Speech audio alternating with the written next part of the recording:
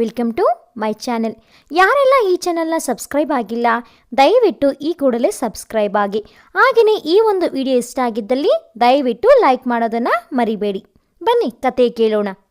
ಕೊರಳಿಗೆ ಟೈ ಬಿಗಿದು ಬೆರಳಿನಿಂದಲೇ ಮೀಸೆಯನ್ನು ಒಪ್ಪಾಗಿಸಿ ನಿಲುವುಗನ್ನಡಿಯಲ್ಲಿ ತನ್ನ ಸುಂದರ ಆಕಾರದತ್ತಲೇ ಮತ್ತೆ ಮತ್ತೆ ನೋಡಿಕೊಳ್ಳುತ್ತಾ ನಿಂತಿದ್ದ ಮುಕುಂದ ಹೊರಳಿ ನೋಡಿದ. ಕುಸುಮ ಕೂಡ ಸಿದ್ಧವಾಗುತ್ತಿದ್ದಾಳೆ. ಜವರ ಬರುವುದಕ್ಕೆ ಸ್ವಲ್ಪ ಮುಂಚೆ ಇನ್ನು ಸಂಜೆ ಕ್ಲಿನಿಕ್ಗೆ ಹೋಗುವುದಿಲ್ಲ ಎಂದು ಹಾಸಿಗೆಯಲ್ಲಿ ಅಡ್ಡಾಗಿದ್ದವಳು ಮುನಿಯಪ್ಪನಿಗೆ ಸುಡು ಜ್ವರ ಎಂದು ತಿಳಿದೊಡನೆ ತನ್ನ ಆರೋಗ್ಯವನ್ನೂ ಕಡೆಗಣಿಸಿ ಹೊರಳು ತಯಾರಿ ಮಾಡುತ್ತಾಳೆ. ಹೋಗುತ್ತಿರುವುದು ಕ್ಲಿನಿಕ್ಗೋ ಅಥವಾ ಮುನಿಯನನ್ನು ನೋಡಲೋ ಕೊಳಗೇರಿಗೋ? ಮೈ ಸುಡ್ತಾ ಇದೆ ಅಂಥದ್ರಲ್ಲಿ ಹೊರಟು ನಿಂತಿದ್ದೀಯಾ? ಏನಾಗುತ್ತೆ ಒಂದು ಸಂಜೆ ಹೋಗದೇ ಇದ್ರೆ? ಅರ್ಜೆಂಟ್ ಇದ್ದವರು ಇನ್ನೊಬ್ಬ ಡಾಕ್ಟರ್ ಹತ್ರ ಹೋಗ್ತಾರೆ. ಅಷ್ಟಕ್ಕೂ ಆ ರಸ್ತೆಯಲ್ಲಿ 6 ಜನ ಡಾಕ್ಟರ್ಗಳು ಶಾಪ್ ತೆರೆದಿದ್ದಾರೆ. ರೋಗಿಗಳೇ ಇಲ್ಲದೆ ನೊಣ ಹೊಡ್ಕೊಂಡು ಕೂತಿರ್ತಾರೆ. ಅವರಿಗೂ ಸ್ವಲ್ಪ ಕಾಸು ಸಿಗಲಿ ಬಿಡು. ಮಾತಿನ ಕೊನೆಗೆ ಬಂದಾಗ ಅವನ ಅರಿವಿಗೇ ಬಾರದಂತೆ ಪಕ್ಕನೆ ನಗು ಬಂತು. ಅವಳು ತಪ್ಪು ಭಾವಿಸಿಯಾಳು ಎಂದು ನಗೆಯನ್ನು ಹತ್ತಿಕ್ಕಲು ಪ್ರಯತ್ನಿಸಿದರೂ ಅವನ ತುಟಿಯೆಂಚು, ಕಂಗಳು ಹಾಗೂ ಮುಖಭಾವದಲ್ಲಿ ನಗೆ ತೊಣಿದಾಡಿತು. ಮಾತಿನ ವ್ಯಂಗ್ಯ ಚುಚ್ಚಿತು. ಆದರೂ ಸಮಾಧಾನವಾಗಿ ಹೇಳಿದಳು, ಕ್ಲಿನಿಕ್ಗೆ ಹೋಗ್ತಾ ಇಲ್ಲ. ಮುನಿಯಪ್ಪನನ್ನು ನೋಡ್ಕೊಂಡು ಬೇಗ ಬಂದ್ಬಿಡ್ತೀನಿ. ಜವರ, ಈ ಕಿಟ್ನ ಹಿಡ್ಕೊ. ಅವನು ಒಳ ಬಂದು ಇನ್ನೇನು ಕಿಟ್ಗೆ ಕೈ ಇರಿಸಬೇಕು. ಮುಂದೆ ಬಂದ ಮುಕುಂದ ಅವನ ಕೈ ಮೇಲೆ ಪಟ್ಟನೆ ಹೊಡೆದ. ಅವನ ಬಿಗಿದ ಮುಖಭಾವ ಹಾಗೂ ಕೆರಳಿದ ನೋಟ ಕಂಡ ಜವರ ಭಯದಿಂದ 2 ಹೆಜ್ಜೆ ಹಿಂದೆ ಸರಿದ. ಅವನ ಮಗಳು ಚೆನ್ನಿ ನಿನ್ನೆ ಬೆಳಗ್ಗೆ ಇನ್ನೂ ಒಂದು ಜೊತೆ ಚಿನ್ನದ ಬಳೆ ಕತ್ಕೊಂಡು ಹೋಗಿದ್ದಾಳೆ. ಪೊಲೀಸರಿಗೆ ಕಂಪ್ಲೇಂಟ್ ಕೊಟ್ಟು ಅವರ ಮನೆಗೆ ಕೂಡ ಬಂದು ಹೋಗಿದ್ದಾರೆ. ಅಂಥದ್ರಲ್ಲಿ ಈಗ ಆ ಮುದಿಯ ಅವಳಪ್ಪನ ಮನೆಗೆ ಹೋಗ್ತಾ ಇದ್ದೀಯಾ? ಆ ಮುದಿಯನಿಗೆ ಯಾವ ರೋಗವೂ ಇಲ್ಲ. ನಾಟಕ ಆಡಿ ಹತ್ತು ಕರೆದು ನಿನ್ನ ಕಡೆಯಿಂದ ದೂರ ವಾಪಸ್ ತಗೊಳ್ಳೋಣ ಅಂತ ಯೋಚಿಸಿರಬಹುದು. ಮುಕುಂದ ಗುಡುಗಿದ. ಬಳೆ ಕದ್ದವಳು ಚೆನ್ನಿ, ಅವಳಪ್ಪ ಅಲ್ವಲ್ಲ? ಅಷ್ಟಕ್ಕೂ ನಮ್ಮ ಈಗಿನ ಸಂಬಂಧವೇ ಬೇರೆ. ನಾನು ಡಾಕ್ಟರ್, ಅವನು ರೋಗಿ. ಹೇಳಿ ಕಳಿಸಿದ್ದಾಗ ಹೋಗಿ ನೋಡೋದು ನನ್ನ ಧರ್ಮ. ಅವಳು ಮುಂದೆ ಬಂದು ಬಾಗಿ ಕಿಟ್ ಹಿಡಿದುಕೊಂಡಳು. ಆದರೆ ಅವನು ಕಿಟ್ ಮೇಲಿನ ಹಿಡಿತವನ್ನು ಸಡಿಸಲಿಲ್ಲ. ಅಕಸ್ಮಾತ್ ನೀನು ಹೋಗಲಿಲ್ಲ ಅಂದರೆ ಅವನೇನು ಸತ್ತು ಹೋಗೋದಿಲ್ಲ. ಮನೆಗೆ ಪೊಲೀಸ್ ಬಂದು ವಿಚಾರಣೆ ನಡೆಸಿದ್ದಾರೆ. ಕದ್ದವಳು ಚೆನ್ನಿಯೇ ಅನ್ನೋ ನಿರ್ಧಾರಕ್ಕೂ ಬಂದಿದ್ದಾರೆ. ಜೊತೆ ಚಿನ್ನದ ಬಳೆ ಅಂದ್ರೇನು? ಅದು ಬೇರೆಯವರಿಗಾಗಿ ಮಾಡಿಸಿದ್ದು. ಕಳ್ಳತನ ಮಾಡಿದವರ ಮನೆಗೆ ಹೋಗಿ ಟ್ರೀಟ್ಮೆಂಟ್ ಕೊಡೋಣ ಅಂದ್ರೇನು? ಈಗ ಎಲ್ಲಿಗೆ ಹೋಗೋದು ಬೇಡ, ರೆಸ್ಟ್ ತಗೋ. ಅವನಾಡಿದ ಕೊನೆಯ ಮಾತು ಮಾತಲ್ಲ, ಬೇಡಿಕೆಯೂ ಅಲ್ಲ. ಗಂಡ ಹೆಂಡತಿಗೆ ಎಳೆದ ಲಕ್ಷ್ಮಣ ರೇಖೆ. ಮಾತಿನ ಧಾಟಿಗೆ ಅವಳು ಅಚ್ಚರಿಗೊಂಡಳು. ಮುಕುಂದ ಎಂದೂ ಯಾವ ಕಾರಣಕ್ಕೂ ಹೊರಟಾಗಿ ಮಾತನಾಡಿದವನೇ ಅಲ್ಲ. ಅಂತಹ ಸಂದರ್ಭವೂ ಬರುತ್ತಿರಲಿಲ್ಲ. ಮದುವೆಯ ಸಮಯದಲ್ಲಿ ಒಬ್ಬಳೇ ಮಗಳು ಎಂದು ಅಪ್ಪ ಧಾರಾಳವಾಗಿ ಖರ್ಚು ಮಾಡಿದ್ದರು. ಮಗಳನ್ನು ಹೂವಿನ ಹಾಗೆ ಬೆಳೆಸಿದ್ದೀನಿ, ಕಣ್ಣಿನ ಹಾಗೆ ಕಾಪಾಡಿದ್ದೀನಿ. ಯಾವ ಕಾರಣಕ್ಕೂ ಅವಳ ಮನಸ್ಸನ್ನು ನೋಯಿಸಬಾರದು ಎಂದು ಮುಕುಂದನಿಗೂ ಹೊತ್ತಿ ಹೊತ್ತಿ ಹೇಳಿದ್ದರು. ಮದುವೆಯ ಉಡುಗೊರೆ ಎಂದು ಅಥವಾ ವರದಕ್ಷಿಣೆ ಎಂದು ಈ ಬಂಗಲೆಯನ್ನು ಕೂಡ ತೆಗೆಸಿಕೊಟ್ಟಿದ್ದರು. ಮಾವನ ನಂತರದ ಆಸ್ತಿ ಕುಸುಮಾಳದ್ದೇ ಎಂದು ಗೊತ್ತು. ಹೀಗೆ ಅವಳು ಚಿನ್ನದ ಮೊಟ್ಟೆ ಇಡುವ ಕೋಳಿಯಂತಿರುವಾಗ ಅವಳನ್ನು ಅಪೇಕ್ಷಿಸಲುಂಟೆ? ಅವಳೊಂದಿಗೆ ವಿರೋಧ ಕಟ್ಟಿಕೊಳ್ಳಲುಂಟೆ? ಎಂತಹ ಸಂದರ್ಭದಲ್ಲೂ ಬೇಸರಿಸದೆ ನಗುನಗುತ್ತಲೇ ಮಾತನಾಡುತ್ತಿದ್ದವನು ರೇಗುತ್ತಿದ್ದಾನೆ. ಚೆನ್ನಿ ಒಡವೆ ಕದ್ದಿರುವುದೇ ಇದಕ್ಕೆ ಕಾರಣ ಇರಬಹುದೇ? ಯಾಕೋ ಏನೋ ಚೆನ್ನಿಯನ್ನು ಕಳ್ಳಿ ಎನ್ನಲು ಅವಳ ಮನಸ್ಸು ಒಪ್ಪುತ್ತಲೇ ಇಲ್ಲ. ಅವಳ ಅಪ್ಪ ಮುನಿಯು ನಿಯತ್ತಿನ ಮನುಷ್ಯ, ಇವಳ ಕಾಯಂ ರೋಗಿ. ಕೆಲಸ ಮುಗಿಸಿ ಮನೆಗೆ ಹೋಗುವ ಮುನ್ನ ಕ್ಲಿನಿಕ್ಗೆ ಬಂದು ಸ್ವಲ್ಪ ಹೊತ್ತು ಕುಳಿತಿದ್ದು ಹೋಗುವುದು ಅವನ ವಾಡಿಕೆ. ಕತ್ತೆ ದುಡಿದಂಗೆ ದುಡಿದ್ರೂ ಹಸುವೆಯೇ ಆಗೋಲ್ಲ ಎಂದೋ, ದೇಹಕ್ಕೆ ಆರಾಮಿಲ್ಲ ಡಾಕ್ಟ್ರವ್ವ, ಒಂಥರ ಇರುಸುಮುರುಸು ಎಂದೋ, ಕೆಮ್ಮು ಜೊತೆಗೆ ದಮ್ಮು ಎಂದು ಹೇಳಿಕೊಂಡು ಅವಳ ಬಳಿ ನಿಲ್ಲುತ್ತಿದ್ದ. ಅವಳು ಸ್ವಲ್ಪವೂ ಅಸಹ್ಯ ಮಾಡಿಕೊಳ್ಳದೆ ಬೆವರಿ ಗಬ್ಬು ವಾಸನೆ ಬರುತ್ತಿದ್ದ ಅವನ ದೇಹವನ್ನು ಮುಟ್ಟಿ ನೋಡಿ ಸ್ಟೆಥೋಸ್ಕೋಪ್ ಇರಿಸಿ ಪರೀಕ್ಷೆ ಮಾಡಿ, ನೀನು ಕೊಳಕ, ನಿತ್ಯ ಸ್ನಾನ ಮಾಡೋಲ್ಲ, ಅದೇ ನಿಂಗೆ ದೊಡ್ಡ ಕಾಯಿಲೆ ಎನ್ನುತ್ತಿದ್ದಳು. ಆಗ ಅವನು ಕೆಂಪಾದ ಹಲ್ಲುಗಳನ್ನು ಪ್ರದರ್ಶಿಸಿ ನಕ್ಕಾಗ, ಎಷ್ಟು ಸಲ ಹೇಳಿದ್ದೀನಿ ಬೀಡಿ ಸೇದಬಾರ್ದು, ಹೊಗೆ ಸಪಾಗಬಾರ್ದು ಅಂತ? ಕಿವಿಗೆ ಹಾಕ್ಕೊಂತೀಯಾ ನೀನು ನನ್ನ ಮಾತನ್ನು ಎನ್ನುತ್ತಾ ಔಷಧಿ ಕೊಡುತ್ತಿದ್ದಳು. ಏನು ಮಾಡೋದವ್ವ, ಇದನ್ನು ತಿಂದರೆ ಹಸಿವು ಮುಚ್ಚುತ್ತೆ. ಈ ಆಳು ಹೊಟ್ಟೆ ಕೇಳಿದಾಗಲೆಲ್ಲ ಎಲ್ಲಿಂದ ಹೊಂಚೋದವ್ವ ಊಟನಾ ಎಂದು ಮುಚ್ಚುಮರೆಯಿಲ್ಲದೆ ಹೇಳುತ್ತಿದ್ದ. ಆದರೆ ತಪ್ಪಿಯೂ ಬಿಟ್ಟಿಯ ಔಷಧ ತೆಗೆದುಕೊಳ್ಳುತ್ತಿರಲಿಲ್ಲ. ಕ್ಲಿನಿಕ್ನಲ್ಲಿ ಔಷಧಿಯೋ ಇಂಜೆಕ್ಷನ್ನೋ ಮುಗಿದಿದ್ದರೆ ಹಣ ಕೊಟ್ಟು ಇವನನ್ನೇ ಕಳಿಸುತ್ತಿದ್ದಳು. ಉಳಿದ ಚಿಲ್ಲರೆಯನ್ನು ಇಟ್ಟುಕೊಳ್ಳಲು ಹೇಳಿದಾಗ ಬೇಡವ್ವ, ದುಡಿಯದ ಹಣ ಮೈಗೆ ಹತ್ತಕ್ಕಿಲ್ಲ ಎಂದು ನಿರಾಕರಿಸುತ್ತಿದ್ದ. ಕ್ರಮೇಣ ಮುನಿಯಪ್ಪ ಅವಳ ಆತ್ಮೀಯನಾದ. ಚಿಕ್ಕ ಪುಟ್ಟ ಕೆಲಸಕ್ಕೆಂದು ಮಗಳು ಚೆನ್ನಿಯನ್ನು ಅವಳ ಮನೆಗೆ ಕಳುಹಿಸತೊಡಗಿದ.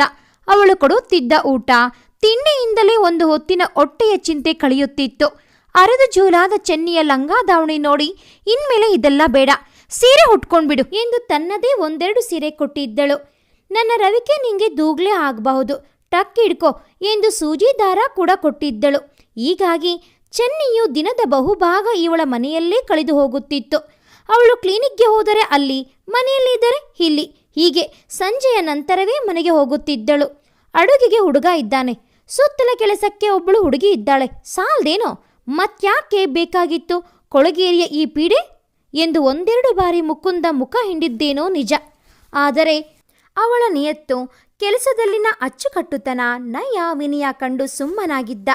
ಚೆನ್ನಿಯೇ ಬೀರು ಡ್ರಾವರ್ ತೆಗೆಯುವುದನ್ನು ನೋಡಿದಾಗ ಮಾತ್ರ ಅವನಿಗೆ ತಡೆಯಲೇ ಆಗಿರಲಿಲ್ಲ. ಏನಿದು ಕುಸುಮ, ಎಷ್ಟೆಲ್ಲ ವ್ಯಾಲ್ಯೂಬಲ್ಸ್ ಥಿಂಗ್ಸ್ ಇರುತ್ತೆ ಅಲ್ಲಿ, ಅಂಥದ್ರಲ್ಲಿ ನೋ, ಇಷ್ಟೊಂದು ಸದರ ಸರಿಯಲ್ಲ ಎಂದು ಎಚ್ಚರಿಸಿದ್ದ ಕೂಡ. ಒಂದು ಬಾರಿಯಲ್ಲ 10 ಬಾರಿ ಅವಳು ಪರೀಕ್ಷಿಸಿದ್ದಳು. 100 ರೂಪಾಯಿ ಕಳುವಾಗುವುದಾಗಲಿ, 1 ರೂಪಾಯಿಯ ವ್ಯತ್ಯಾಸವನ್ನು ತಂದೆ ಮಗಳಲ್ಲಿ ಕಂಡುಹಿಡಿಯಲು ಸಾಧ್ಯವೇ ಆಗಿರಲಿಲ್ಲ. ಅಷ್ಟೆಲ್ಲ ನಿಯತ್ತು, ನಂಬಿಕೆ. ಹೀಗಿರುವಾಗ ಒಂದು ಜೊತೆ ಬಳೆ ಕಾಣೆಯಾದಾಗ ಅವಳಿಗೆ ಅಚ್ಚರಿಯಾಗಿತ್ತು. ಮತ್ತೆ ಮತ್ತೆ ಹುಡುಕಾಡಿದ್ದಳು. ಬೀರು, ಡ್ರಾವರ್, ಟೇಬಲ್, ಪರ್ಸ್, ಹಾಸಿಗೆಯ ಕೆಳಗೆ ಎಲ್ಲೂ ಕಂಡಿರಲಿಲ್ಲ. ಅಕ್ಕಾರೆ, ಅಪ್ಪಯ್ಯನಿಗೆ ಉಸಿರಾಡೋಕೋ ಕಷ್ಟ, ಹೋಗೋಣ. ಜವರ ಒಂದು ಕಾಲನ್ನು ಹೊಸಲಿನಿಂದ ಹೊರಗೆ, ಒಂದು ಕಾಲನ್ನು ಒಳಗೆ ಇರಿಸಿ ಮುಕುಂದನ ಮೊಗದತ್ತ ಭೀತಿ ತುಂಬಿದ ನೋಟ ಹೂಡಿ ಕೇಳಿದ. ಮೆಡಿಕಲ್ ಕಿಟ್ ಇನ್ನೂ ಅವನ ಕೈಯಲ್ಲೇ ಇತ್ತು. ಇವಳೂ ಹಿಡಿತವನ್ನು ಸಡಿಲಿಸಿ ಇರಲಿಲ್ಲ. ಇವಳಾಗೇ ಹೇಳಿದಳು, ಇದು ರೋಗಿಯ ಸಾವು ಬದುಕಿನ ಪ್ರಶ್ನೆ, ಅದರ ಮುಂದೆ ಉಳಿದುವೆಲ್ಲ ಗೌನವಾಗುತ್ತೆ. ಕಿಟ್ ಬಿಡಿ, ನಾನು ಹೋಗಬೇಕು. ಹೇಳಿಲ್ವೇನೋ ನೀನೊಬ್ಳೇ ಅಲ್ಲ ಡಾಕ್ಟರ್ ಇರೋದು ಅಂತ? ಹೆಜ್ಜೆಗೊಬ್ಬರು ಸಿಗ್ತಾರೆ, ಅಗತ್ಯ ಬಿದ್ದರೆ ಬೇರೆಯವ್ರನ್ನ ಹುಡ್ಕೊಂಡು ಹೋಗ್ತಾನೆ. ಶ್ರೀಮಂತರು ಹಾಗೆ ಮಾಡಬಹುದು, ಆದರೆ ಬಡವರ ಹತ್ತಿರ ಹಣ ಇರಬೇಕಲ್ಲ. ಓಹೋ, ಈಗ ಅರ್ಥವಾಯಿತು. ಮುದುಕನ ಟ್ರೀಟ್ಮೆಂಟ್ಗೆ ಅಂತ ಯಾಕೆ ಚೆನ್ನಿ ಬಳೆ ಕದ್ದಿರಬಾರದು? ಅದು ಹೊಸ ಬಳೆ, ಚಿನ್ನದ ಬಳೆ. ಕ್ಷಣ ಅವಳ ಮನಸ್ಸು ಉದಾಸವಾಯಿತು. ಬಹುಶಃ ಇವನು ಹೇಳುತ್ತಿರುವುದು ನಿಜ ಇರಬಹುದೇ? ಮನೆಯ ಪರಿಸ್ಥಿತಿ ಬಿಗಡಾಯಿಸಿ ಬೇರೆ ಹಾದಿ ಕಾಣದೆ ಆಸೆ ಪಟ್ಟಳೆ. ಕ್ಷಣ ಅಷ್ಟೇ ಈ ಯೋಚನೆ. ನಂತರ ಮನಸ್ಸು ಹುಕ್ಕಾಯಿತು. ಕಣ್ಣಾರೆ ನೋಡದ ಮೇಲೆ ಅವಳೇ ಕದ್ದದ್ದು ಅಂತ ಹೇಳೋದಾದ್ರೂ ಹೇಗೆ? ಅಡುಗೆಯವನು ತರಕಾರಿ ತರೋಕ್ಕೆ ಹೋಗಿದ್ದ. ಕೆಲಸದವಳು ಇನ್ನೂ ಬಂದಿರಲಿಲ್ಲ. ನಿನ್ನ ಬಿಟ್ಟರೆ 3ನೆಯ ವ್ಯಕ್ತಿ ಅಂದರೆ ಅವಳೇ, ಇನ್ಯಾರೋ? ಅವಳನ್ನು ಬಿಟ್ಟು ಇನ್ಯಾರು ಕದಿಯಕ್ಕೆ ಸಾಧ್ಯ? ಮುಕುಂದ ಗಳುಸಾಗಿ ಹೇಳಿದ. ಮಾತು ಕರಾರುವಕ್ಕಾಗಿ ಬಂತು. ಅವಳ ಮನಸ್ಸು ಉಯ್ಯಾಲೆಯಾಡತೊಡಗಿತು. ಅಕ್ಕಾರೆ, ಜವಾರನ ಅರ್ಥಧ್ವನಿ. ಸುವರ್ಣನ್ ಮಗ, ಹೋಗು ಅಂದರೆ ಇನ್ನೂ ನಿಂತೇ ಇದ್ದೀಯಾ? ಬ್ಯಾಗ್ ಹಿಡಿದಿದ್ದ ಅವನ ಕೈ ಸಡಿಲಾಯಿತು. ಕೈಗೆತ್ತುಕೊಂಡು ಮುಕುಂದ ಬಾಗಿಲದತ್ತ ಧಾವಿಸಿದ. ಇದರ ಸುಳಿವು ಸಿಕ್ಕಿರಬೇಕು. ಜವರ ಹೋಡು ನಡಿಗೆಯಲ್ಲಿ ಗೇಟು ದಾಟಿದ, ಆದರೆ ಹೋಗಲಿಲ್ಲ. ರಸ್ತೆಯಲ್ಲಿಯೇ ಆಸೆ ತುಂಬಿದ ನೋಟ ಬೀರುತ್ತಾ ನಿಂತುಬಿಟ್ಟ. ಈಗ ಅವಳ ಮನಸ್ಸು ಮುಕುಂದ ಹೇಳಿದ ಮಾತನ್ನೇ ಕಟೆಯತೊಡಗಿತು. ಬೇರೆ ಬಳೆ ಕಳೆದು ಹೋಗಿದ್ದರೆ ಇಷ್ಟೊಂದು ಗಮನಿಸುತ್ತಿರಲಿಲ್ಲವೇನೋ. 10 ಮಾದರಿಯ ಚಿನ್ನದ ಬಳೆಗಳಿವೆ ಅವಳ ಬಳಿ. ಎಲ್ಲ ಅಪ್ಪ ಮಾಡಿಸಿಕೊಟ್ಟಿದ್ದು. ಕಾಲೇಜಿನ ದಿನಗಳಲ್ಲಿ ಸೀರೆಗಳಿಗೆ ಹೊಂದಿಕೆಯಾಗುವಂತೆ ತೀವ್ರ ಆಸಕ್ತಿ ವಹಿಸಿ ಮಾಡಿಸಿಕೊಂಡಿದ್ದು. ಮದುವೆಯ ನಂತರದಲ್ಲಿ ಮುಕುಂದನ ವರ್ತನೆ ಕಂಡು ಅವಳ ಉತ್ಸಾಹವೆಲ್ಲ ಇಳಿಜಾರಿನ ನೀರಾಗಿತ್ತು. ಮುಕುಂದನನ್ನು ನೋಡಿದರೆ ತೇಟ್ ಮನ್ಮಥನಂತೆಯೇ. ಮಾತಿನಲ್ಲಂತೂ ಜೇನು ತುಂಬುತ್ತಾನೆ. ಎಲ್ಲವೂ ಸರಿ, ಆದರೆ ಅವಳು ಕೆಲಸಕ್ಕೆ ಹೋಗುವುದನ್ನು ಮಾತ್ರ ತೀವ್ರವಾಗಿ ಖಂಡಿಸಿದ್ದ. ಹೆಣ್ಣು ಉದ್ಯೋಗಿಯಾಗಿರಬಾರದು ಅಂತ ಏನೂ ಇಲ್ಲ. ಸಂಸಾರ ಸುಗಮವಾಗಿ ಸಾಗಬೇಕಾದ್ರೆ ಹೆಣ್ಣು ಗಂಡಿನಲ್ಲಿ ಸಾಮರಸ್ಯ ಇರಬೇಕು. ಗಂಡು ಹೊರಗೆ ದುಡಿಯಬೇಕು. ಸಂಸಾರವನ್ನು ಒಪ್ಪಾಗಿ ನಡೆಸಿಕೊಂಡು ಹೋಗೋಕೆ ಹೆಣ್ಣು ಮನೆಯಲ್ಲೇ ಇರಬೇಕು. ಗೃಹಲಕ್ಷ್ಮಿಯ ಹಾಗೆ. ಆಗಲೇ ಬದುಕು ಭಾವಗೀತೆಯಾಗೋದು. ಹಾಗಂತ ಮನೆಯ ಕೆಲಸವನ್ನೆಲ್ಲ ನೀನೇ ಮಾಡಬೇಕು ಅಂತ ಅಲ್ಲ. ಕೆಲಸದವರು ಇರ್ತಾರೆ, ನೀನು ಮೇಲ್ವಿಚಾರಣೆ ನೋಡ್ಕೊಂಡಿದ್ರೆ ಸಾಕು ಎಂದಿದ್ದ. ಗಂಡು ಸೋತು ಮನೆಗೆ ಬಂದಾಗ ಹೆಣ್ಣು ಬಾಗಿಲಲ್ಲಿ ನಿಂತು ನಗ್ನಗ್ತಾ ಸ್ವಾಗತಿಸಿದ್ರೆ ಅದಕ್ಕಿಂತ ಬೇರೆ ಸುಖ ಇನ್ಯಾವುದಿದೆ ಎಂದೆಲ್ಲ ಹೇಳಿದ್ದ. ಮಗಳು ಕೆಲಸಕ್ಕೆ ರಾಜೀನಾಮೆ ಕೊಟ್ಟಿದ್ದು ತಂದೆಗೆ ಸ್ವಲ್ಪವೂ ಇಷ್ಟವಾಗಿರಲಿಲ್ಲ. ಏನಮ್ಮ ನೀನು ನನ್ನ ಒಂದು ಮಾತು ಕೇಳಬಾರ್ದಿತ್ತೆ. ಮನೆಯಲ್ಲೇ ಕೂತು ವ್ಯರ್ಥವಾಗಿ ಕಾಲ ಕಳೆಯೋದು ಹೇಗಿದೆ, ರೋಗಿಗಳ ಸೇವೆ ಮಾಡೋದು ಹೇಗಿದೆ ಎಂದು ಬೇಸರಿಸಿದ್ದರು. ಅವಳ ನಿರ್ಧಾರ ತಿಂಗಳೆರಡರಲ್ಲೇ ಬದಲಾಗಿತ್ತು. ಅಪ್ಪನ ಅನುಭವದ ನುಡಿ ಕೇಳಬೇಕಾಗಿತ್ತು ಅನಿಸಿದ್ದು ನಿಜ. ಕೊನೆಗೆ ಅವರ ಬಳಿಗೆ ಹೋಗಿ, ಡ್ಯಾಡಿ, ನೀವು ಹೇಳಿದ್ದು ನಿಜ. ಅವರ ಕೆಲಸವೇ ಅಂಥದ್ದು, ಜವಾಬ್ದಾರಿದು. ಕಣ್ಣು ಜೋಲ್ತಾ ಇದೆ ಅನ್ನೋ ಟೈಮ್ಗೆ ಮನೆಗೆ ಬರ್ತಾರೆ. ಟೂರ್ ಅಂತ ತಿಂಗಳಲ್ಲಿ 15 ದಿನ ಹೊರಗೇ ಇರ್ತಾರೆ. ಮನೆಗೆ ಬಂದರೂ ಹಿಂಬಾಲಕರು ಇದ್ದೇ ಇರ್ತಾರೆ. ಜೊತೆಗೆ ಬಿಡುವಿಲ್ಲದ ಫೋನ್ ಕಾಲ್ಸ್. ನನ್ನ ಜೊತೆ ಗಂಟೆ ಕಳೆಯೋದಕ್ಕೂ ಅವರಿಗೆ ಪುರುಸೊತ್ತಿಲ್ಲ ಎಂದು ಅವಳೊತ್ತುಕೊಂಡಿದ್ದಳು. ತಂದೆ ತಕ್ಷಣ ಕಾರ್ಯೋನ್ಮುಖರಾಗಿದ್ದರು. ಮನೆಯ ಸಮೀಪವೇ ಇದ್ದ ಕೊಳಚೆ ಪ್ರದೇಶದ ಬಳಿ ಕ್ಲಿನಿಕ್ ಆರಂಭಿಸಿದಾಗ ಮುಕುಂದ ಅಸಮಾಧಾನ ವ್ಯಕ್ತಪಡಿಸಿದ್ದ. ಜನಸೇವೆ ಅಂದರೆ ಒಪ್ತೀನಿ, ಹಾಗಂತ ಕೊಳಚೆ ಪ್ರದೇಶದ ಜನಗಳ ಸೇವೆ ಮಾಡಿದ್ರೆ ಮಾತ್ರ ಸೇವೆ ಅಂತಲಾ? ಕೊಳುಕು ಜನ ನೋಡೋಕೆ ಅಸಹ್ಯ. ಎಲ್ಲಾದರೂ ಪಾಶ್ ಲೊಕ್ಯಾಲಿಟಿ ನೋಡೋಕೆ ಹೇಳು ನಿಮ್ಮ ತಂದೆಗೆ ಎಂದು ಬೇಸರಿಸಿದ್ದ. ಆದರೆ ಅಲ್ಲಿ ಕೆಲಸ ಮಾಡುವುದು ಅವಳಿಗೆ ಮಾತ್ರ ಬೇಸರವಾಗಿರಲಿಲ್ಲ. ಅಲ್ಲಿಯ ಜನರು, ಅವರ ನೋವು, ನಲಿವು, ಬದುಕಿಗಾಗಿ ಅವರ ಹೋರಾಟ ಎಲ್ಲವನ್ನೂ ನೋಡಿದ ಮೇಲಂತೂ ಅವಳು ಮತ್ತೂ ಸರಳವಾಗಲು ಇಚ್ಛಿಸುತ್ತಿದ್ದಳು. ಮರೆತು ಒಂದೇ ಒಂದು ದಿನವೂ ರೇಷ್ಮೆ ಸೀರೆ ಉಟ್ಟು ಬರುತ್ತಿರಲಿಲ್ಲ. ಚಿನ್ನದ ಆಭರಣಗಳನ್ನು ಹಾಕುತ್ತಿರಲಿಲ್ಲ. ಆದರೆ ಕಳುವಾಗಿರುವ ಬಳೆ ಅರ್ಜುನನದು. ಅವನ ತಂಗಿಗಾಗಿ ಮಾಡಿಸಿದ್ದು. ಮುಂದಿನ ವಾರವೇ ಅವಳ ಮದುವೆ. ಒಡವೆ ಎಲ್ಲಿ ಎಂದು ಅವನು ಕೇಳಿದಾಗ ಇಲ್ಲ ಎನ್ನಲಾದೀತೆ. ಕಳುವಾಯಿತು ಎಂದರೆ ಅವನು ಏನೂ ತಿಳಿಯಕ್ಕಿಲ್ಲ. ಅವಳಿಗೆ ಆ ಸಂದರ್ಭ ಮತ್ತೆ ನೆನಪಾಯಿತು. ಮಾರ್ವಾಡಿ ಕಳಿಸಿದ ಬಳೆಯನ್ನು ಬೀರುವಿನಲ್ಲಿ ಇರಿಸಿದವಳು ಚೆನ್ನಿಯೇ. ಅಂದು ರಾತ್ರಿ ಇವಳು ಬೀರುವನ್ನು ತೆರೆದೇ ಇರಲಿಲ್ಲ. ಮಾರನೆಯ ದಿನ ಕ್ಲಿನಿಕ್ಗೆ ಹೋಗುವ ಮುನ್ನ ಅರ್ಜುನನಿಗೆ ಕೊಟ್ಟು ಹೋಗೋಣ ಎಂದು ಬಳೆ ತರಲು ಹೇಳಿದರೆ ಅದು ನಾಪತ್ತೆ.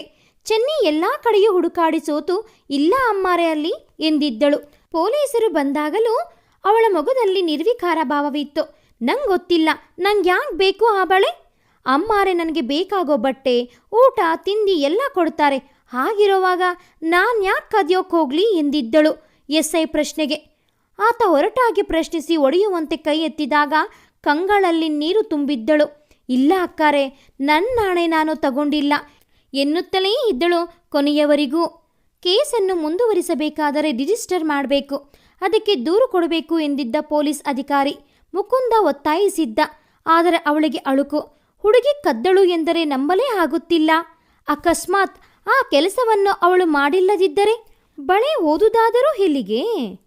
ಅವಳಿಗೆ ಯಾವ ನಿರ್ಧಾರಕ್ಕೆ ಬರಲು ಸಾಧ್ಯವಾಗಲೇ ಇಲ್ಲ.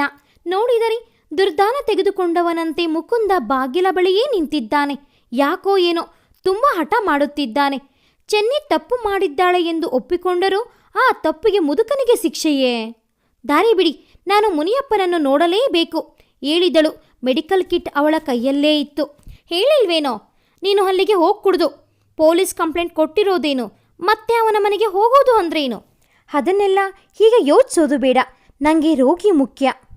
ಖಂಡಿತ ನೀನು ಹೋಗಿ ಕುಡ್ದು. ಕುಸುಮ ಕತ್ತೆತ್ತಿ ನೋಡಿದಳು. ಎಂತಹ ಕ್ರೂರಿ ಇವನು ಅನಿಸಿ ಚರ್ಚೆಯಲ್ಲೇ ವ್ಯರ್ಥ ಕಾಲಹರಣವಾಗುತ್ತಿದೆ ಎಂದು ಅವನನ್ನು ತಳ್ಳಿಕೊಂಡೇ ಹೊರಬಂದಳು. ಕುಸುಮ ಬೇಡ, ಹೋಗೋದು ಬೇಡ ಎಂದು ಅವನು ಹೇಳುತ್ತಿದ್ದರೂ ಗೇಟು ದಾಟಿದಳು. ಒಂದು ಮಾತಿಲ್ಲದೆ ಸರಸರನೇ ಹೆಜ್ಜೆ ಹಾಕುತ್ತಾ ಸ್ವಲ್ಪ ದೂರ ಬಂದಿರಬೇಕು. ತೀರಾ ಸನಿಹದಲ್ಲೇ ಕಾರಿನ ಹಾರನ್ ಕೇಳಿಸಿ ಬೆಚ್ಚಿ ತಿರುಗಿ ನೋಡಿದಳು. ಅರ್ಜುನ್. ಇದೇನು ರಸ್ತೆಯೋ, ನಿನ್ನ ಮನೆಯ ಪ್ಯಾಸೇಜೋ? ಹೀಗೆ ನಡು ರಸ್ತೆಯಲ್ಲಿ ಬಂದರೆ ಹೇಗೆ? ಕಾರನ್ನು ರಸ್ತೆಯ ಬದಿಗೆ ನಿಲ್ಲಿಸಿದ ಅರ್ಜುನ್ ನಗುತ್ತಾ ಕಾರಿನ ಬಾಗಿಲು ತೆರೆದ. ಇಂದಿನ ಬಾಗಿಲು ತೆರೆದು ಜವರನನ್ನು ಕೂರಿಸಿ ನಂತರ ಅವನು ತೆರೆದು ಹಿಡಿದ ಬಾಗಿಲಿನಲ್ಲಿ ಕುಸುಮ ತೂರಿಕೊಂಡಳು. ಯಾಕೆ, ತುಂಬ ಡಲ್ಲಾಗಿದ್ದೀಯಾ? ಅವನು ಕೇಳಿದ. ಆ ಮಾತಿನತ್ತ ಅವಳಿಗೆ ಗಮನವೇ ಇಲ್ಲ. ಮದುವೆಗೆ ಕರೆಯಲು ಅರ್ಜುನನೊಂದಿಗೆ ಬಂದಿದ್ದ ಅವನ ತಂಗಿ ಇವಳ ಒಡವೆಗಳನ್ನೆಲ್ಲ ನೋಡಿ ಕಡಗದ ಮಾದರಿಯ ಒಡವೆಯನ್ನು ಮೆಚ್ಚಿಕೊಂಡಿದ್ದಳು. ನಡುವೆ 4 ಕೆಂಪು ಕಲ್ಲುಗಳನ್ನು ನಕ್ಷತ್ರದಾಕಾರದಲ್ಲಿ ಕೂರಿಸಿದರೆ ಚಂದ ಎಂದಿದ್ದಳು. ತಂಗಿಗೆ ಉಡುಗೊರೆ ಕೊಡಲು ಕಡಗದ ಬಳೆ ಮಾಡಿಸಲು ಅರ್ಜುನ್ ಇಷ್ಟಪಟ್ಟ. ಮಾಡಿಸಿಕೊಡುವ ಜವಾಬ್ದಾರಿಯನ್ನು ಇವಳಿಗೇ ವಹಿಸಿ ಮುಂಗಡ ಹಣವನ್ನು ಕೊಟ್ಟಿದ್ದ. ಮದುವೆಗೆ 4-5 ದಿನ ಬಾಕಿ ಇರಬೇಕು. ಒಡವೆ ಬೇಕು ಎಂದರೆ ಏನು ಮಾಡುವುದು? ಅಕ್ಕ ಸಾಲಿಗೆ ಅಷ್ಟು ಬೇಗ ಮಾಡಿಕೊಡಲು ಸಾಧ್ಯವೇ? ನಡೆದೇ ಹೊರಟಿದ್ದೆ. ಅರ್ಜೆಂಟಾಗಿ ಪೇಷಂಟ್ ನೋಡಬೇಕಾಗಿತ್ತಾ? ಅರ್ಜುನ ಈ ಬಾರಿ ಭುಜ ಹಿಡಿದು ಅಲುಗಾಡಿಸಿದಾಗ ಅವಳು ವಾಸ್ತವಕ್ಕಿಳಿದಳು. ಇಲ್ಲಿಗೆ ಹೋಗ್ತಾ ಇದ್ದೀಯಾ? ಕ್ಲಿನಿಕ್ಗಾ ಅವಳು ಕೇಳಿದ್ದಳು. ಎಲ್ಲಿ ಬಂತು, ತಂಗಿ ಮದುವೆ ಮುಗಿಯೋವರೆಗೂ ಕ್ಲಿನಿಕ್ ಬಂದ್ ಎಂದ.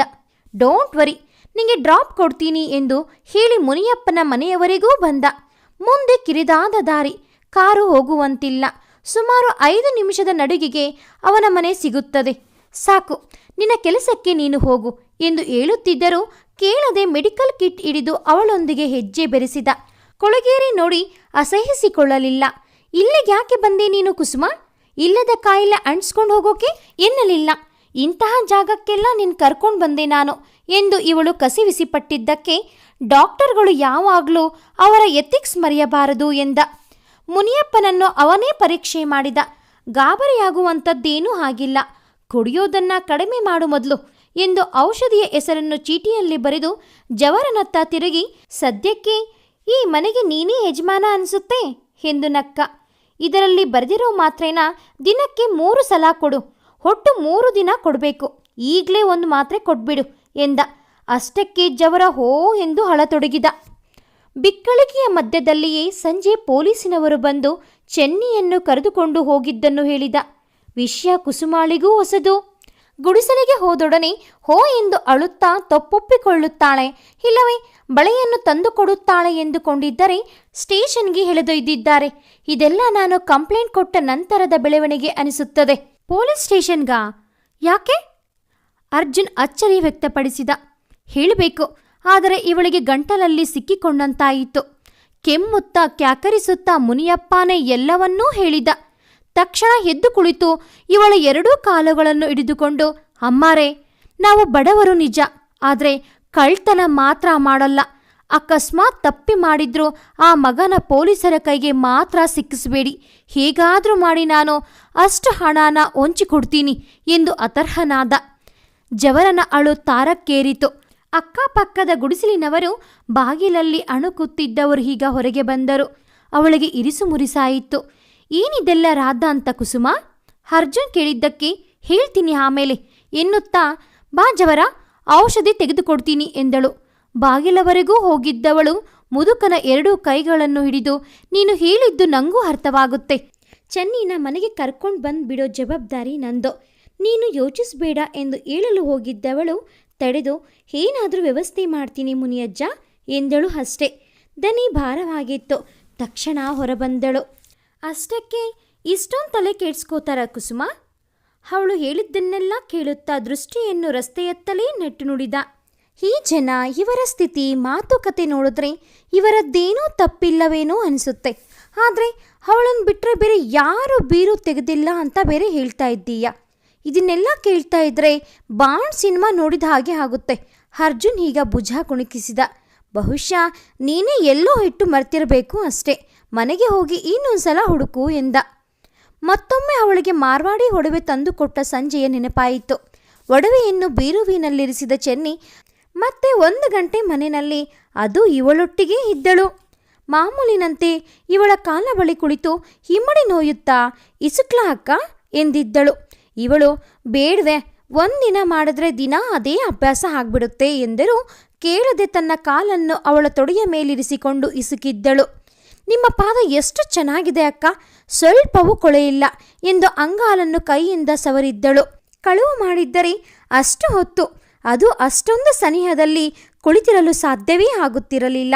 ಆತಂಕ, ದುಗುಡ, ದುನ್ಮಾನದಲ್ಲಿ ತೊಳಲಾಡುವಂತಾಗುತ್ತಿತ್ತು. ಮಾರನೆಯ ದಿನವೂ ಅಷ್ಟೇ. ಬಳೆ ತರಲು ಹೇಳಿದಾಗ ಬೀರು ತೆರೆದವಳು, ಅಲ್ಲಿ ಇಲ್ಲ ಅಕ್ಕಾರೆ ಎಂದು ಹೇಳುವಾಗಲೂ ಅಮಾಯಕತನವೇ. ಹಾಗಾದರೆ ಅರ್ಜುನ್ ಹೇಳಿದ್ದು ನಿಜವಿರಬೇಕು. ಬೀರುವಿನಲ್ಲಿ ಬೇರೆಯೋ ಸ್ಥಾನದಲ್ಲಿ ಇರಿಸಿ ಮರೆತಿರಬೇಕು. ಚೆನ್ನಿಯನ್ನು ಸ್ಟೇಷನ್ಗೆ ಕರೆದೊಯ್ದರು ಎಂದು ಮುನಿಯಪ್ಪ ಹೇಳಿದ. ಬರೀ ಪ್ರಶ್ನಿಸಿ ಕಳುಹಿಸಿದರೆ ಚಿಂತೆ ಇಲ್ಲ, ಬದಲು ಹೊಡೆದು ಚೆನ್ನಿಯ ಮುಗ್ಧ ಮುಖ ತೇಲಿ ಬಂತು. ಇಡೀ ಬೀರುವನ್ನೇ ಶೋಧಿಸಿ ನಂತರ ದೂರು ಕೊಟ್ಟಿದ್ದರೆ ಹೊಳೆತಾಗುತ್ತಿತ್ತೇನೋ.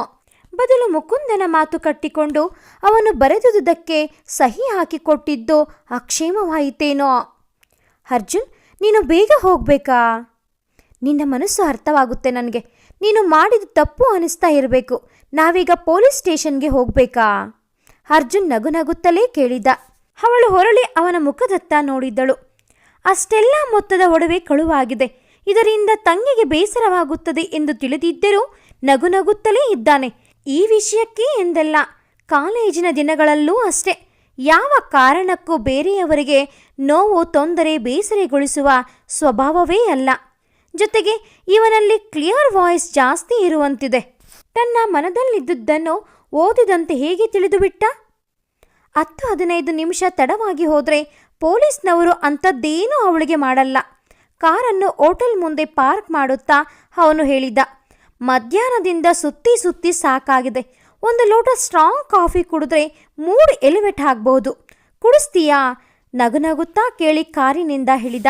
ಅರ್ಜುನ್, ಅಷ್ಟೊಂದು ದುಡ್ಡಿನ ಒಡವೆ, ಅದು ಮದುವೆ ಟೈಮ್ಗೆ ಸರಿಯಾಗಿ ಕಳೆದು ಹೋಗಿರೋದಕ್ಕೆ ನಿಂಗೇನು ಅನ್ಸಲ್ವೇ? ಹೋಟೆಲ್ನ ಟೇಬಲ್ ಮೇಲೆ ನೀರು ಸುರುವಿ ಅದರ ಮೇಲೆ ಲೋಟವಿರಿಸಿ ವರ್ತುಲಾಕಾರವಾಗಿ ಸುತ್ತಿ ಸುತ್ತಾ ಕುಸುಮ ಕೇಳಿದಳು. ಅನಿಸುತ್ತೆ, ಆದರೆ ಇಂತಹ ಸಂದರ್ಭಕ್ಕೆ ಏನು ಮಾಡೋಕ್ಕೆ ಸಾಧ್ಯ ಕುಸುಮ? ಒಂದು ವಿಷಯ ಯಾವಾಗಲೂ ಮರಿಬೇಡ, ಹಣ ಸಂಪಾದಿಸಬಹುದು, ಆದರೆ ಮನುಷ್ಯರ ಆತ್ಮೀಯತೆ, ವಿಶ್ವಾಸ ಸಂಪಾದಿಸೋದು ತುಂಬ ಕಷ್ಟ. ಅವಳು ಏನನ್ನೂ ಹೇಳಲಿಲ್ಲ. ಏನ್ ತಗೋತೀಯಾ? ವೇಟರ್ ಬಂದು ನಿಂತಾಗ ಅವನೇ ಕೇಳಿದ. ತಿಂಡಿ ನಿನ್ನ ಫೇವರೇಟ್ ಐಸ್ ಕ್ರೀಮ್? ಏನು ಬೇಡ, ನೀನು ಕಾಫಿ ತಗೋ. ಅವಳ ದನಿ ಸಣ್ಣಗೆ ಕಂಪಿಸಿತು. ನೀನು ತುಂಬ ಡೆಲಿಕೇಟ್, ಸಣ್ಣ ವಿಷಯನೇ ದೊಡ್ಡದು ಮಾಡಿಬಿಡ್ತೀಯ. ಅವನು ಹಗುರಾಗಿ ನಕ್ಕ. ಆ ನಿಷ್ಕಳಂಕ ಮುಗ್ಧನಿಗೆ ನನ್ನಿಂದೇಕೆ ಸಾಧ್ಯವಾಗದು ಅನಿಸಿತು. ನಗುತ್ತಿರುವ ಅವನ ಸುಂದರ ಮುಖವನ್ನೇ ನೋಡುವಾಗ ಎನಿಸಿತು. ನಿಜ, ಇಂತಹ ವ್ಯಕ್ತಿಗಳೊಂದಿಗೆ ಗಂಟೆ ಕಳೆದರೂ ಸಾಕು, ಎಂತಹ ಕಷ್ಟ ಕೋಟಲೆಗಳನ್ನೂ ಸಹಿಸಬಹುದು. ಅದೇ ಮುಕುಂದ ಸಣ್ಣ ವಿಷಯವನ್ನೇ ದೊಡ್ಡದು ಮಾಡಿಬಿಡುತ್ತಾನೆ. ತನ್ನ ಬೇಸರ ಸಮಸ್ಯೆಗಳನ್ನೆಲ್ಲ ನನಗೆ ತುಂಬಿ ಹೊರಗೆ ಹೋಗಿಬಿಡುತ್ತಾನೆ. ಮನೆಗೆ ಬರುವುದೋ ಊರೆಲ್ಲ ಸದ್ದಾಗಿದ ಮೇಲೆ. ಕಾರಣ ಕೇಳಿದರೆ ಏನಾದರೂ ಸಬೂಬು ಕೊಡುತ್ತಾನೆ. ಬಿಲ್ಲನ್ನು ಅವನೇ ಕೊಟ್ಟ. ಬೇಡಪ್ಪ, ಪ್ರತಿ ಬಾರಿನೂ ನೀನೇ ಕೊಡಬೇಕಾ? ಈ ಸಲ ನಾನು ಕೊಡ್ತೀನಿ ಎಂದು ಮಾಮೂಲಿನಂತೆ ಅವಳು ಹಠ ಮಾಡಲಿಲ್ಲ. ಅವಳು ಕಾರಿನಲ್ಲಿ ಕುಳಿತಳು. ಅರ್ಜುನ್ 1 ನಿಮಿಷ ಎಂದು ಹೇಳಿ ಮತ್ತೆ ಹೋಟೆಲ್ನೊಳಕ್ಕೆ ಹೋದ. ಸೀಟಿನಲ್ಲಿ ಹೊರಗೆ ಕುಳಿತು ವಿಮನಸ್ಗಳಾಗಿದ್ದ ಕುಸುಮ ತುಸು ದೂರದಲ್ಲಿ ಬಂದು ನಿಂತ ಕಾರನ್ನು ನೋಡಿ ಚುರುಕಾದಳು. ಇವಳೇ ಬಯಸಿ ಬಯಸಿ ಅಪ್ಪನಿಂದ ತೆಗೆಸಿಕೊಟ್ಟ ಪಾಚಿ ಬಣ್ಣದ ಕಾರು. ಮುಕುಂದನೇ ಡ್ರೈವ್ ಮಾಡುತ್ತಿದ್ದ. ಕಾರು ನಿಂತೊಡನೆ ಕೆಳಗೆ ಇಳಿದ ಚೂಡಿದಾರದ ಯುವತಿ ಬಲಗೈ ಎತ್ತಿ ಬಾಬ್ ಕೂದಲನ್ನು ಸವರಿಕೊಂಡಳು. ಅವಳು ತೊಟ್ಟಿದ್ದ ಬಳೆ ಜಣತ್ಕಾರ ಮಾಡಿತು. ಅವಳು ಎವೆ ಪುಳುಕಿಸದೆ ಬಳೆಗಳತ್ತಲೇ ನೋಡಿದ್ದಳು. ಒಂದು ಜೊತೆ ಕಡಗದ ಮಾದರಿಯ ಬಳೆ, ಮಧ್ಯದಲ್ಲಿ ನಕ್ಷತ್ರದಾಕಾರದ ಕೆಂಪು ಕಲ್ಲುಗಳು.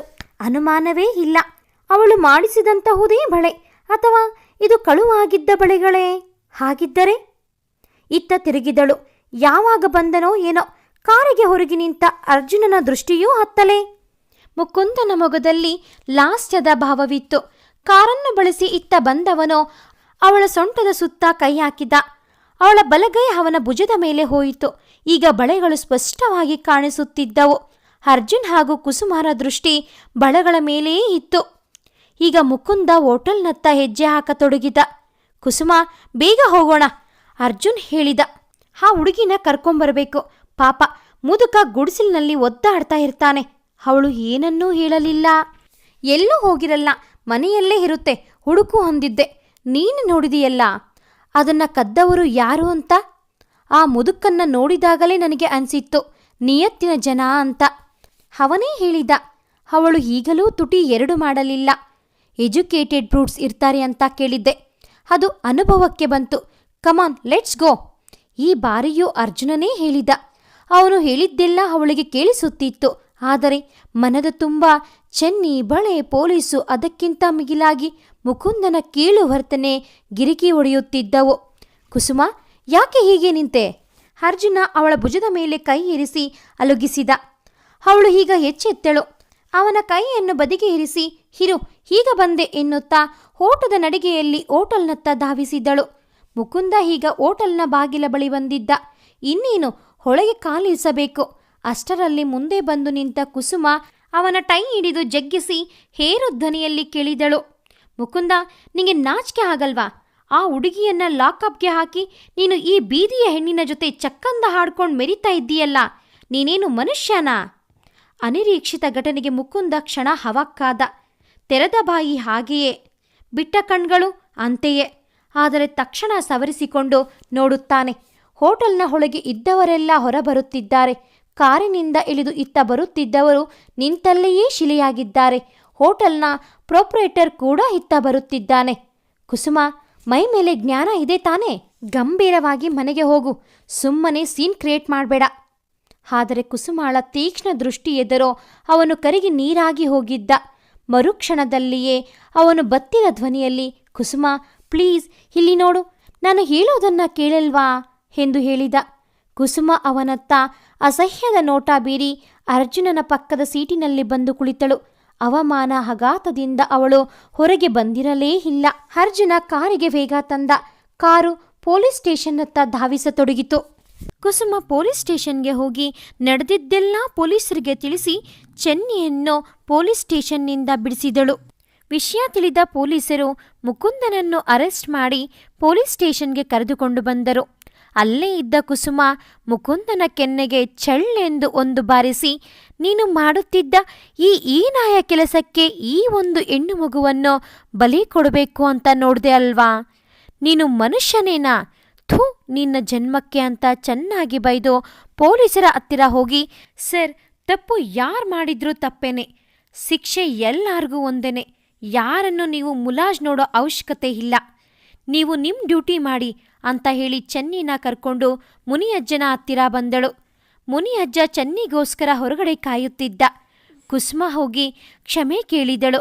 ದಯವಿಟ್ಟು ನನ್ನ ಕ್ಷಮಿಸಿ, ನೀವು ಎಂಥ ಅವರು ಅಂತ ಗೊತ್ತಿದ್ರೂ ನಾನು ದುಡುಕಿ ನಿರ್ಧಾರ ತಗೊಂಡೆ, ದಯವಿಟ್ಟು ಕ್ಷಮಿಸಿ ಅಂತ ಕೇಳಿಕೊಂಡ್ಲು. ಆಗ ಮುನಿಯಜ್ಜ, ಡಾಕ್ಟ್ರವ್ವ, ನೀವು ಈ ಥರ ಮಾತುಗಳೆಲ್ಲ ಮಾತಾಡಬಾರ್ದು. ನೀವು ಎಂಥವರು ಅಂತ ನಮಗೆ ಗೊತ್ತಿಲ್ವೇ? ನಮಗೆ ಎಷ್ಟೊಂದು ಸಹಾಯ ಮಾಡಿದ್ರಿ ನೀವು. ಪೊಲೀಸರು ನಮ್ಮ ಚೆನ್ನಿನ ಕಳ್ಳಿ ಎಂದು ಅನುಮಾನಿಸಿ ಪೊಲೀಸ್ ಸ್ಟೇಷನ್ಗೆ ಕರ್ಕೊಂಡೋದ್ರೂ ಸಹ ನಮ್ಮ ಮೇಲೆ ಸ್ವಲ್ಪನೂ ಕೋಪ ಇರಿಸಿಕೊಳ್ಳದೆ ನನಗೆ ಹುಷಾರಿಲ್ಲ ಅಂದ ತಕ್ಷಣ ನೀವು ಇಲ್ಲಿಗೆ ಬಂದ್ರಿ. ಆಗಲೇ ಗೊತ್ತಾಗಲ್ವೇ ನಿಮ್ಮ ಮನಸ್ಸು ಎಂಥದ್ದು ಅಂತ? ನೀವು ಈ ರೀತಿ ನಮ್ಮನ್ನು ಕ್ಷಮೆ ಕೇಳಬಾರ್ದು ತಾಯಿ ಅಂತ ಅಂದರು. ಆಗ ಕುಸುಮ ಮನದಲ್ಲೇ, ಅವರಿಗೆ ಕಷ್ಟ ಕೊಟ್ಟರೂ ಸಹ ಅವರು ನಮಗೆ ಒಳ್ಳೆಯದಾಗಲಿ ಅಂತಾನೇ ಬಯಸುತ್ತಾರೆ, ಇಂಥವ್ರ ಮೇಲೆನಾ ನಾನು ಅನುಮಾನ ಪಟ್ಟಿದ್ದು? ಯೋಚನೆ ಮಾಡದೆ ತಾನು ದುಡುಕಿ ತೆಗೆದುಕೊಂಡ ನಿರ್ಧಾರಕ್ಕೆ ಮನಸ್ಸಲ್ಲೇ ತುಂಬ ವ್ಯಥೆಪಟ್ಟಳು. ಬಡವರಿಗೆ ದುಡ್ಡಿನ ಕೊರತೆ ಇರಬಹುದು, ಆದರೆ ಆತ್ಮಾಭಿಮಾನ ಎಂದೂ ಕಡಿಮೆ ಇರುವುದಿಲ್ಲ. ಈ ಒಂದು ಕತೆ ನಿಮಗೆ ಇಷ್ಟ ಆಗಿದ್ದಲ್ಲಿ ದಯವಿಟ್ಟು ಲೈಕ್ ಮಾಡಿ, ಶೇರ್ ಮಾಡಿ, ಸಬ್ಸ್ಕ್ರೈಬ್ ಆಗೋದನ್ನು ಮರಿಬೇಡಿ. ಹಾಗೆಯೇ ಈ ಒಂದು ಕತೆ ಹೇಗಿತ್ತು ಅಂತ ಕಾಮೆಂಟ್ ಮಾಡಿ. Thanks for watching this video.